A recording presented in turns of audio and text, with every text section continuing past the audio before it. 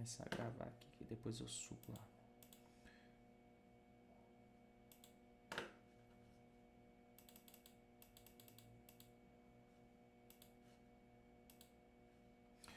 Pessoal, então aula passada a gente começou a falar desses conceitos que são de extrema importância. Só para vocês não ficar boiando, eu vou pegar a primeira folha que eu exemplifiquei isso aqui, que eu peguei vários conceitos e vou só relembrar aqui rapidamente.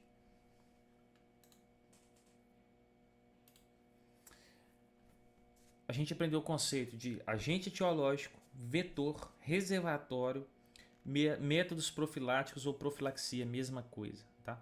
São conceitos que a gente não pode passar batido. Agente etiológico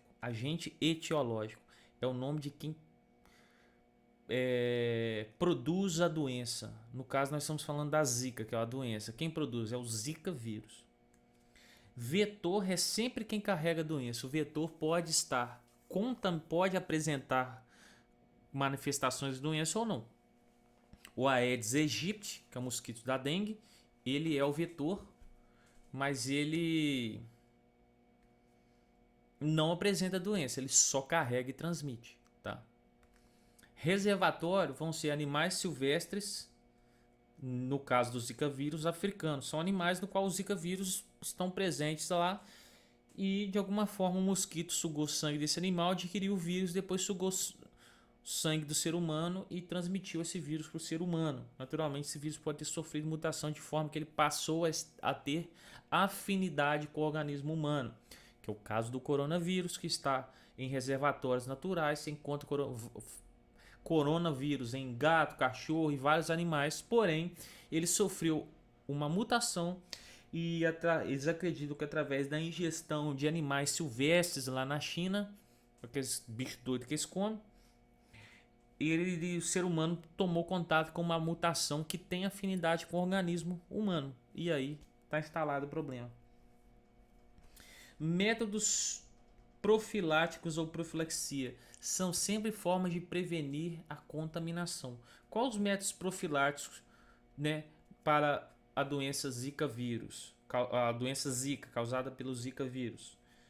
No caso, a gente precisa de prevenir a picada do mosquito através de quê? De telas repelentes e eliminação de criadouros, que é a água parada, tá? Então esses conceitos a gente vai abordar direto, isso cai em Enem, direto em título. Se você não souber o que é agente etiológico, você vai ver isso no título lá, você vai ficar viajando. Achar que é uma coisa de outro mundo e na verdade não é. Ô, gente, alguma dúvida? Fala comigo. Não escreve não. Alguém tem alguma dúvida aí? Fica à vontade para perguntar. Até agora não. Tá ótimo, só foi uma revisão. As formas de a gente transmitir as parasitoses. Pessoal, essas formas, tá, vão estar intimamente ligadas. Deixa eu só trocar aqui, que senão não grava lá.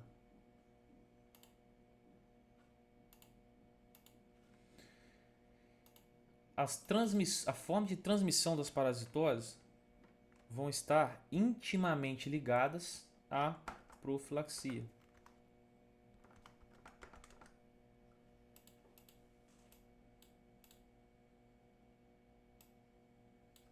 Matheus, Oi? a Isadora me mandou mensagem no grupo de biologia que a internet dela não tá dando pra ver a aula, aí ela saiu. Tá. Fala pra ela ir tentando lá, por favor. Tá? Faz favor. Ô, gente, então, ó, esses métodos de você... na verdade, vou fazer o processo inverso. Esses métodos de transmissão vão justamente me indicar a minha profilaxia ou métodos profiláticos. É isso que vocês têm que ligar, porque para você resolver a maioria dessas questões é com isso.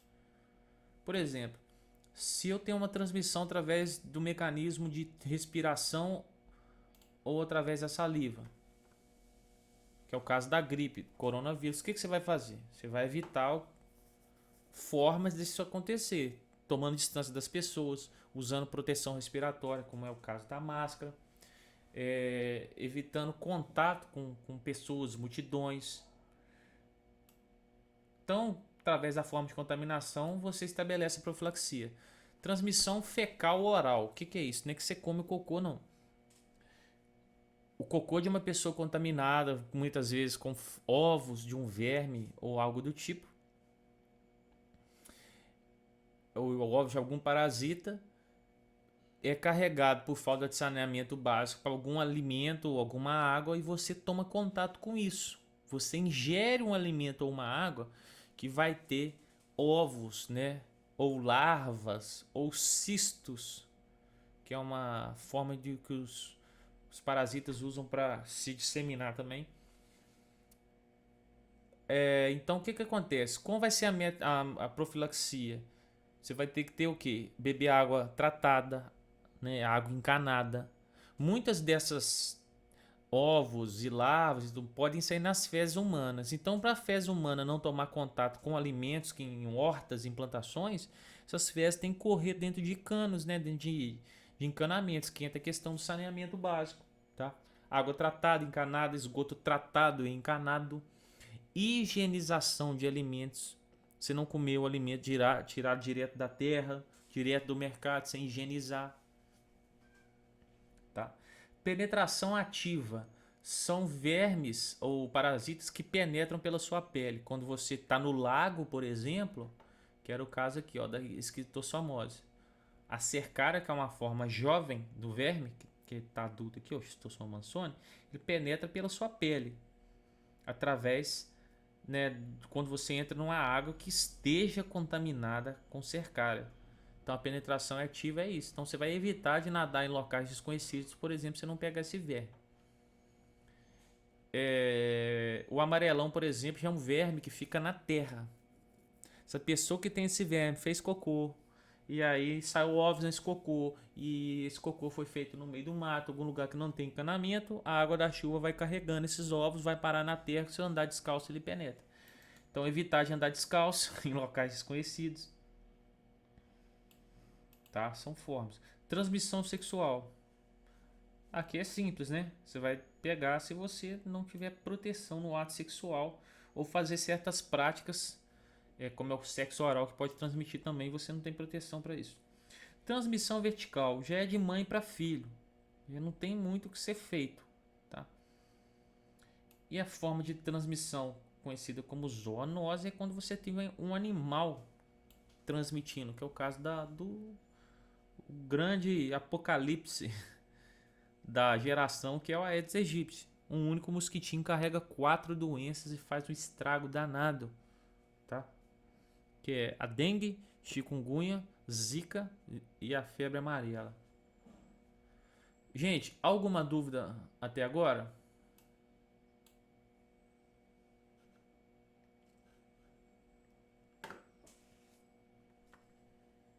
Dá um ok pra mim.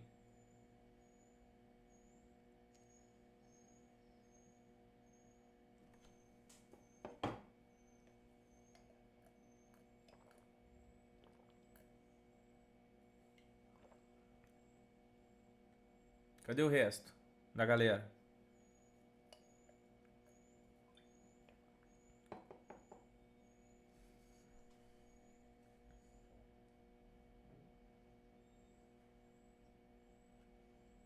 Assim que eu gosto.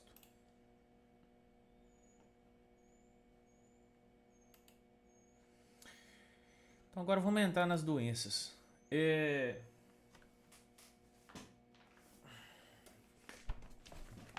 Então o negócio é o seguinte, gente. A gente já começa com a gripe.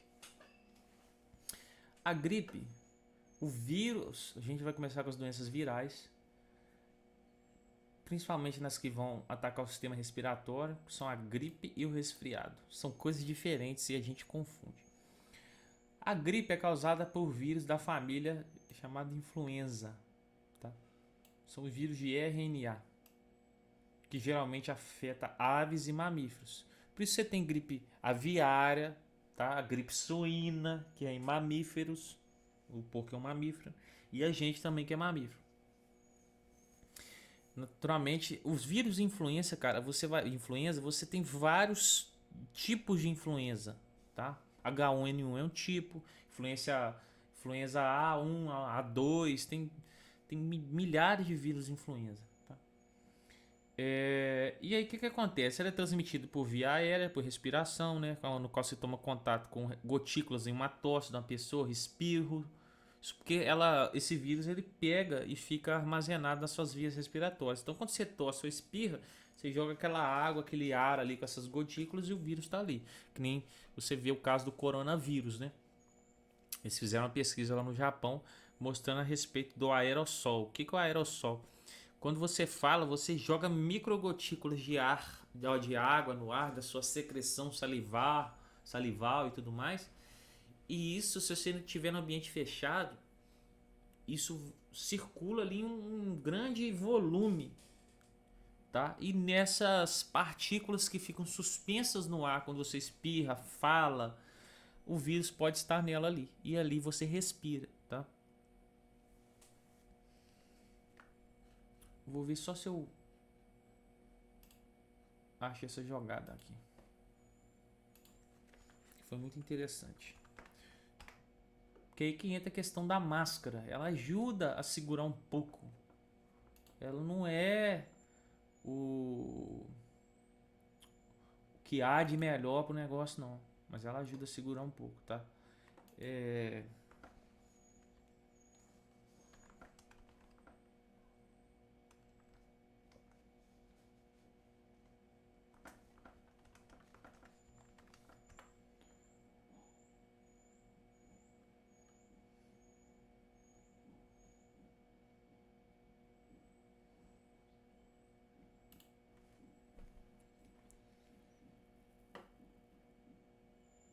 Aqui, quando a gente fala, nós vamos liberando essas partículas, micropartículas no ar, e elas ficam suspensas, tá?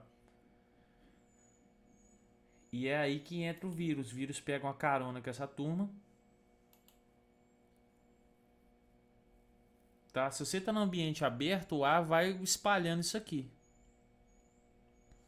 Agora, se você está no ambiente fechado, isso vai ficando parado, porque não tem circulação de ar.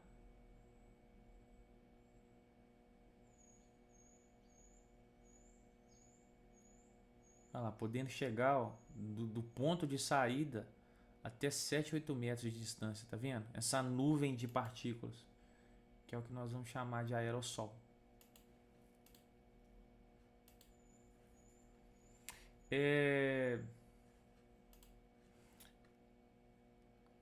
Cadê?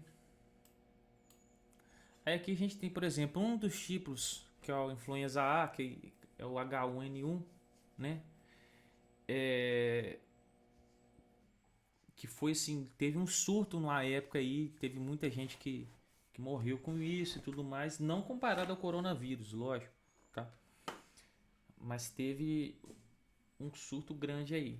É uma doença respiratória, tá? Você pode pegar tomando contato com coisas que estão com secreções de uma pessoa contaminada, tá? Multidões na qual a pessoa fala e causa toda aquela expulsão de gotículas no ar, tá? E aí, por exemplo, a H1N1 ela gerava uma espécie de pneumonia, tá? E aí que vinha um óbito, tá? A questão, por exemplo, todo ano a gente tem a prática de fazer vacina contra a gripe. Isso ocorre por causa de quê, gente? Porque existem esses influenzas, vários tipos, e eles sofrem muitas mutações ao longo do ano. Então essas vacinas precisam de ser atualizadas. Então, de tantos em tantos tempos, os vírus mudam alguma característica de forma que a vacina que foi usada contra a gripe ano passado já não vai ter a mesma abrangência de te prevenir, de te imunizar contra os vírus atuais. Vamos supor, se com a vacina antiga do ano passado eu imunizava em torno de 60 mil tipos de vírus, após um ano esses vírus evoluem e a vacina já não vai abranger mais 60 mil, ela pode abranger 20 mil. Estou dando números assim só para vocês terem uma ideia, tá? Então, por isso que a gente tem todo ano a vacina contra a gripe. Porque as vacinas são atualizadas consequentemente, tá? porque os vírus também evoluem, tá? E aí uma das formas que eles têm para evitar grandes problemas com essa questão dessa evolução dos vírus é quando eles, vamos supor, se eu pegar uma gripe aviária, por exemplo, que vem de frangos, né, essa turma toda. Quando eles observam que tem algum tipo de frango ali dando uma doença, eles vão analisar lá, fazer pesquisa e ver que esse vírus está com um vírus gripal ali, aviário, mutante, diferente, e se aquilo for para o ser humano, que ele pode causar um novo surto, eles vão lá e matam aquele lote de frango tudo para evitar que aquele vírus que mutou ali vá para frente, contamine o ser humano e crie um novo surto com um vírus que o ser humano, né, ainda não tem recurso, tá? E o resfriado, gente, ele já é causado por um outro tipo de vírus que é o rinovírus. Enquanto os vírus gripais tendem a afetar as áreas do pulmão, os resfriados já vão ficar mais nas áreas respiratórias superiores, ou seja, nariz, garganta, tá?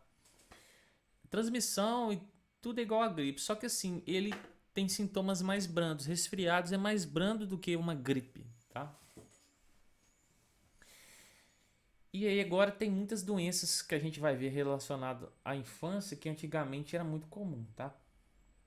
Que é o caso do sarampo, rubéola, cachumba e por aí vai. O sarampo, pessoal, ele também é transmitido por gotículas de nariz e da boca. Ele é altamente contagioso, tá?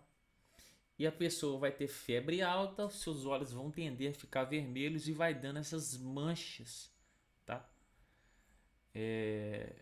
Na pele, tá? E na boca, ok? E depois você começa a desenvolver uma espécie de erupção, que são umas espécies de feridazinhas, tá?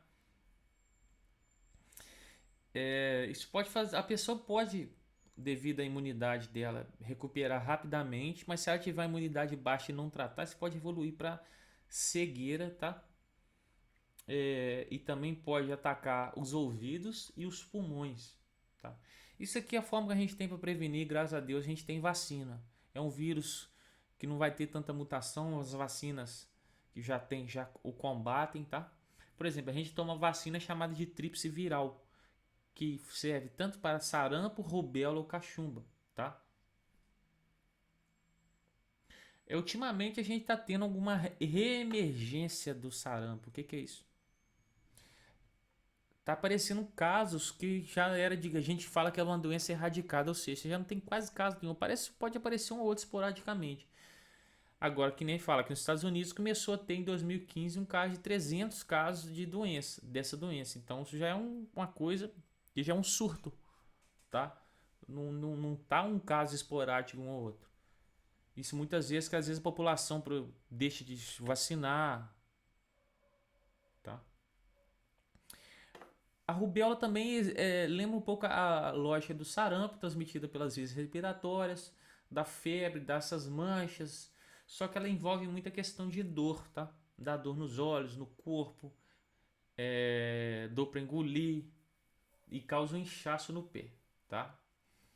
Se a mulher estiver grávida, isso aqui pode causar alterações no embrião, causando até surdez. Mas a gente tem vacinas, é só fazer o mínimo que é tomar uma vacina. Cachumba é aquela famosa doença que dá um caroço, tá? Na região do pescoço, tá?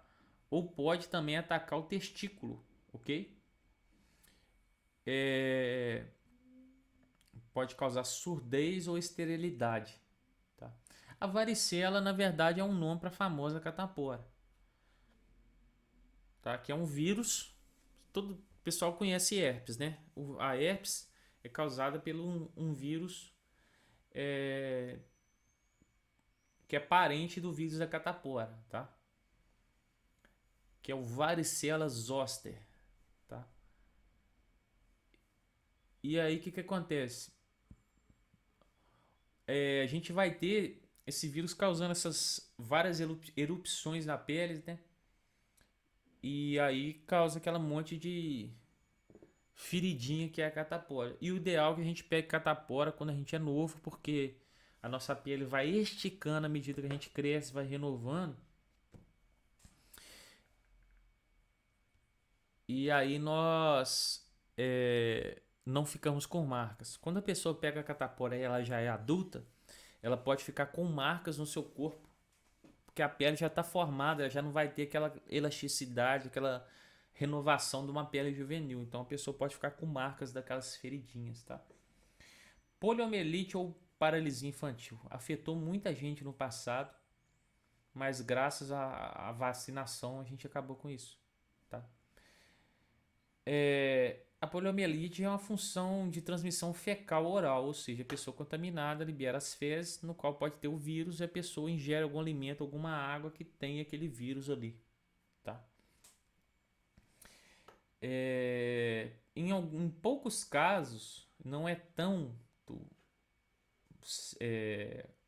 não é muito frequente isso, mas em alguns casos esse vírus vai atacar o seu sistema nervoso, tá? Porque várias pessoas vão ter essa doença e não vão apresentar nada, mas tem várias pessoas que esse vírus ataca o sistema nervoso e causa a questão da paralisia, que ele vai atacar seus neurônios motores que controlam seus músculos, tá?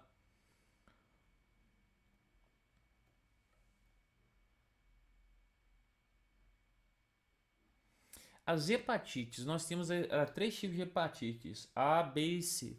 Hepato, a palavra hepato vem de fígado, ou seja, são doenças, são três variações de uma doença, mas que atacam o fígado, tá?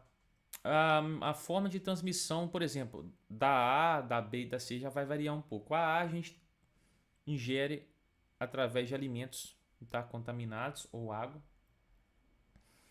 Ela não é uma hepatite brava, é uma hepatite mais tranquila, tá? Vai afetar um pouquinho seu fígado ali e tudo, mas não é a brava. A variedade C, por exemplo, o que acontece? Ela já não é transmitida pela essa questão oral, já é mais pelo sangue contaminado, tá? E aí ela já pode evoluir para problemas no seu fígado bravos, como câncer ou cirrose, tá? A ponto de causar uma demanda de você ter que fazer transplante. E tem hepatite B, que já é transmitida igual a C pelo sangue, mas ela também pode ser transmitida pelo contato sexual, ou seja, ela é uma doença sexualmente transmissível, tá? O que acontece? A C é a mais difícil de ser encontrada porque ela depende, tipo assim, de transmissão pelo sangue, não é nem sexual e nem oral. A e a B já são mais comuns, tá? A A é fraquinha e a B causa estrago, tá? Tanto quanto a C, ok? A hidrofobia, que é a raiva, né? Ela tem esse nome de hidrofobia porque é o seguinte: quando o ser humano pega a raiva por alguma mordida de algum animal contaminado, tá? Ou até urina ou fezes ou sangue de um ser contaminado, ela ataca seu sistema nervoso, galera, e afeta sua musculatura.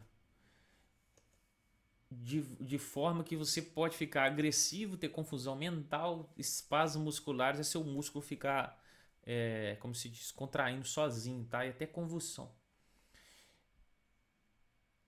E quando você pega raiva, por exemplo, e essa raiva evolui para esses quadros, a chance de você morrer é grande. E por que ela leva esse nome de hidrofobia? Porque ela vai causando dores musculares que a pessoa nem engolir água ela consegue. A musculatura da garganta dela fica muito dolorida. Então a pessoa não consegue nem beber água. Por isso que fala que é hidrofobia. A pessoa que pega a raiva e a raiva evolui para um caso intenso, ela não consegue nem beber água, tá? Então por isso é importante quando você recebe mordida de algum animal desconhecido, você lavar com água e sabão e meter desinfetante, que parece brincadeira, mas a raiva pode demorar ali 2 dias para sair da sua perna, o vírus no caso, sair da sua perna e afetar seu sistema nervoso. E aí depois que ele começa a afetar lá, aí a bagunça começa a acontecer. Aí o bicho vai pegando. Condiloma acuminado é o nome do que nós conhecemos como HPV, que teve vacinação nas escolas e tudo mais. O HPV, pessoal, ele é um vírus que ele pode causar verrugas nas suas genitálias, tanto no homem quanto na mulher, tá?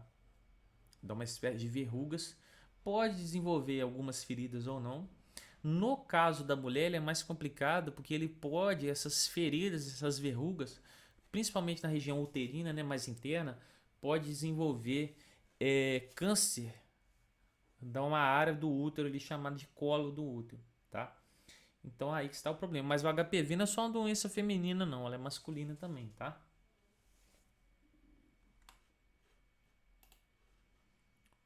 Só mostrar a carinha dela aqui.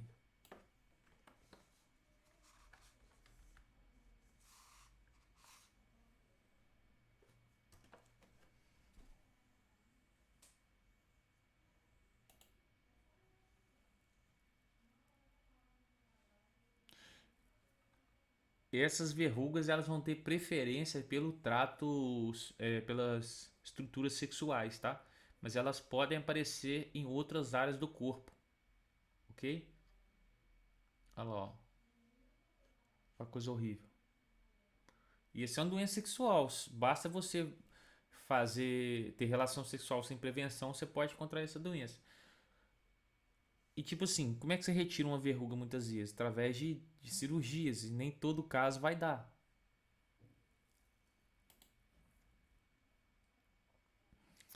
E aqui, ó, como eu falo, o cavaleiro do apocalipse, o Aedes aegypti, as doenças que ele pode transmitir, que é febre amarela, zika, dengue e chikungunya. Febre amarela, pessoal, é muito recorrente nas regiões, principalmente do norte e nordeste do nosso país, tá?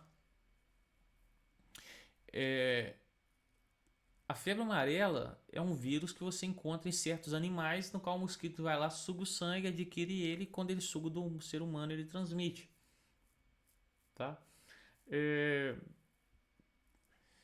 Então, aqui na cidade, quem é responsável por fazer essa transmissão é o Aedes aegypti. Já nas áreas rurais, existem outros tipos de mosquito que transmitem a febre amarela, que é o hemagogos e o sabetes, tá? Então, o que que acontece? Esse mosquito aqui, no caso, aquela história toda de água parada e tudo mais, onde se reproduz. Você pode ser picado por um mosquito da dengue, né? Que é o Aedes aegypti, e não ter nada, não. Porque se o mosquito ele tem que estar contaminado ou pelo vírus da dengue ou pelo vírus da febre amarela. Se ele não tiver contaminado, você não pega nada. Eu mesmo já vi um mosquito pousar em mim aqui e picar. Tipo assim, que não deu tempo de eu tirar ele do meu corpo. Não tive nada. Naturalmente, ele estava sem nenhum tipo de vírus, né? Ele não era portador, vetor, que a gente fala. De nenhum tipo de vírus. A dengue, pessoal, começou só com o vírus DEN1, que é um tipo de dengue inicial. E ele foi sofrendo mutações de forma que hoje nós temos 4 tipos de dengues, tá? Que acontece? O vírus também você encontra em reservatórios naturais, em animais da floresta, que o mosquito, ao sugar sangue, geralmente quem causa esse problema são as mulheres, digamos assim, porque os mosquitos femininos são sugadores de sangue, enquanto os masculinos se alimentam de seivas das plantas. Então, quem muitas vezes vai ser o vetor dessas doenças que nós estamos comentando vão ser o mosquito fêmea, tá? A dengue é o seguinte, gente. Lembrando, se você pega dengue 1, tipo 1, você cria imunidade contra ela. Mas se você pegar o vírus tipo 2, que é uma mutação desse, sua imunidade só serve para esse, não serve para esse. Eu tenho um amigo que já pegou os 4 tipos de vírus da dengue, então ele está imunizado contra todos os tipos. E a dificuldade da vacina da dengue é justamente isso, é um vírus que tem uma mutação muito rápida. Na hora que você acha uma forma de combater, ele já vai mudando um pouquinho e já vai escapando daquela forma de combate. Então por isso que a gente não tem vacina contra a dengue. E é isso. Aí você tem a febre chikungunya, o zika vírus e o ebola. Esse aqui não tem a ver com o vírus da dengue, né? Ou com o mosquito da dengue. melhor dizendo. E esse aqui, o interessante é o seguinte: o vírus que causa a febre chikungunya, tá? Ele, assim como o Zika vírus, ele não era do Brasil, ele era de regiões africanas, tá? E tinha diagnóstico em outros países. A gente fala aqui, ó, casos autóctones. O que significa isso? São casos de pessoas que tiveram a contaminação pelo vírus dentro do país. De 2010 para frente, você não tinha nenhum registro de febre, chikungunya, zika vírus no Brasil, tá? Por pessoas que contraíram esse vírus. Com a questão da Copa, que começou a ter um fluxo de imigrantes de várias partes do mundo, a partir dessa data, foi observado que pessoas de fora do Brasil trouxeram esse vírus no seu corpo, muitas vezes já não manifestando doenças, ele já manifestou, mas o vírus estava lá, e os mosquitos, ao sugarem sangue da pessoa, passaram a portar os vírus, e assim começou a espalhar pelas pessoas no país, tá? Que nem o caso do Zika vírus, se tornou muito alarmante após 2015, que é justamente o que? Depois daquele processo da Copa, tá? Tanto o Zika vírus como a febre chikungunya causam muitas dores corporais e, por exemplo, o Zika vírus ele pode causar doenças reumatoides, que após passar essa crise de dor, seu organismo pode ficar com seu sistema imunológico atacando o próprio organismo, que é uma característica de doenças, como é que fala? Reumatoides, tá? E aí as pessoas têm dor no corpo, é como se fosse um reumatismo. Você pega o vírus, dá aquele monte de problema e você ainda fica com reumatismo depois, ok? E por final, pessoal, vai ter a AIDS, que eu vou deixar para a próxima aula, porque a AIDS nós vamos precisar de detalhar mais coisas, tá? Então nós vamos deixar para a próxima aula. Ô, gente, tá tranquilo aí? Alguma dúvida?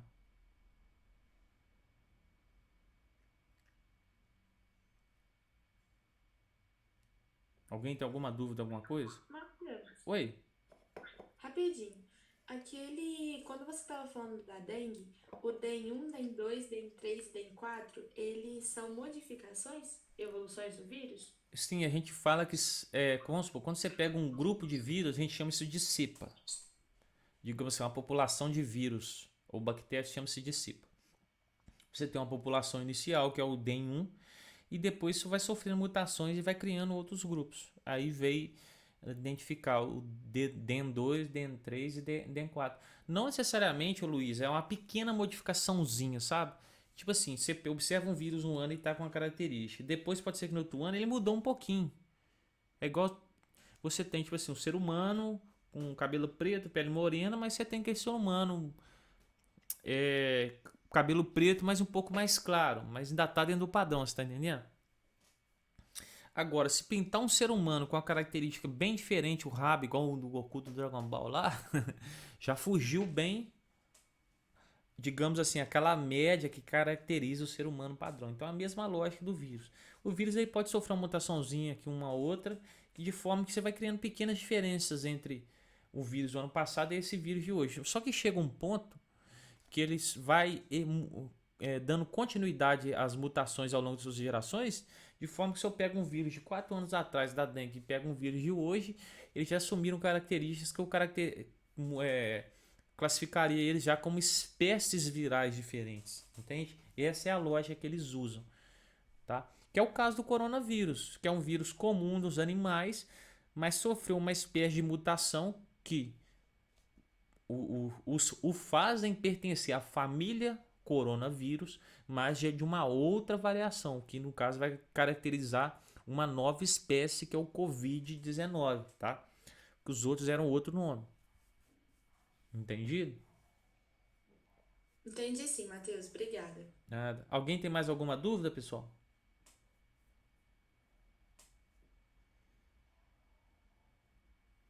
Tá tranquilo? Fala aí.